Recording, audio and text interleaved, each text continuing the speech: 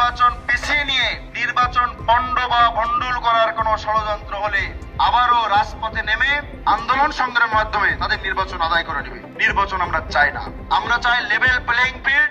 আপনারা যারা আজকের আমাদের সংবাদ সম্মেলনে উপস্থিত হয়েছেন, আমি যে কথাগুলো বললাম তার প্রেক্ষিতে আমরা নিম্নোক্ত কয়েকটি দাবি উপস্থাপন করছি। দাবিগুলো হচ্ছে, প্রথমত, আসন্ন যৌক্ষ নির্বাচন বিশ্ববিদ্যালয় প্রশাসনের প্রতিশ্রুত 27 নভেম্বরই অনুষ্ঠিত করতে হবে।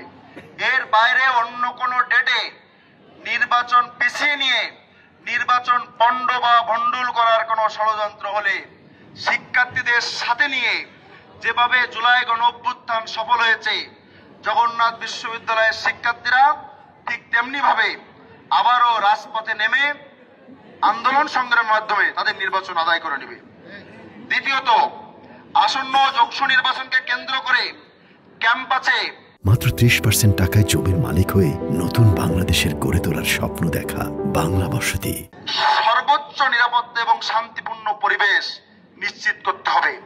বিশেষ করে আমাদের ক্যাম্পাসের অর্ধেকের ও বেশি নারী শিক্ষার্থী রয়েছে।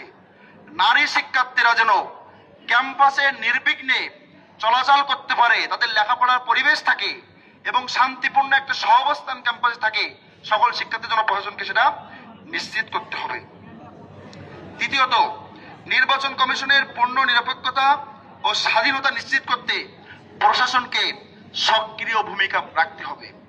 চতুর্থত, নির্বাচনের সময় সকল সংগঠনের জন্য সমান সুযোগ ও আচরণবিধি প্রণয়ন এবং প্রয়োগ করতে হবে। কোন নির্দিষ্ট দল বা গোষ্ঠীকে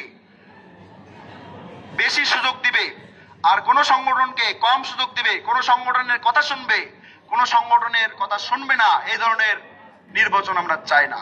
আমরা চাই লেভেল প্লেইং ফিল্ড, যে নির্বাচনে সকলের মত প্রকাশের অধিকার থাকবে, প্রত্যেকটি দল প্যানেল স্বাধীনভাবে কাজ করতে পারবে।